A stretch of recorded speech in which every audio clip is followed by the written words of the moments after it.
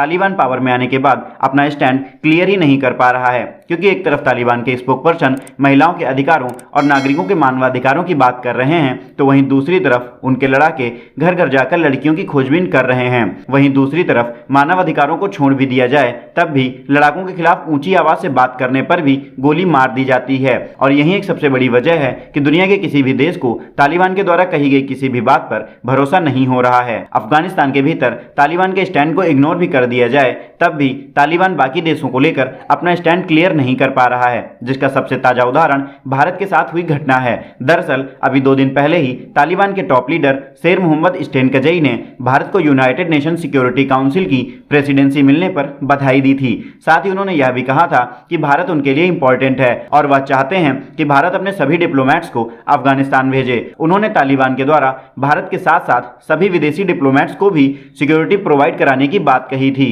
वहीं दूसरी ओर तालिबान के एक और टॉप लीडर और काबुल के कसाई के नाम से फेमस गुलबुद्दीन हिमकतियार लगातार भारत से माफी मांगने के लिए बोल रहे हैं। दरअसल गुलबुद्दीन का कहना है कि भारत को कश्मीर की लड़ाई अफगानिस्तान की जमीन से नहीं लड़नी चाहिए। इसके साथ ही उन्होंने यह भी कहा कि भारत लगातार अफगानिस्तान में एक पक्ष का समर्थन करते आया है। भारत ने सबसे पहले सोवियत संघ के हमले का समर्थन किया, बाद में अमेरिका के हमले को भी खुला समर्थन दिया और हद तो तब हो गई जब भारत ने अफगानिस्तान की अशरफ गनी सरकार को खुला समर्थन दिया। गुलबुद्दीन ने यह भी क्लियर किया कि जिस तरह पाकिस्तान के अमेरिकी हमले को समर्थन देने पर वहां के प्रधानमंत्री इमरान खान ने माफी मांगी है, उसी तरह से भारत को भी माफी मांगनी पड़ेगी, वरना आने वाले समय में भारत और अफगानिस्तान के बीच रिश्ते लगातार बिगड़ते जाएंगे और इसकी कीमत भारत को चुकानी पड़ेगी। फिलहाल भारत ने शेर बहादुर स्टेनकजई और गुलबुद्दीन दोनों में से किसी की भी स्टेटमेंट पर कोई भी जवाब नहीं दिया है। वहीं दूसरी तरफ इंडियन आर्मी ने भी यह क्लियर किया है कि देश को कश्मीर में तालिबान के खतरे से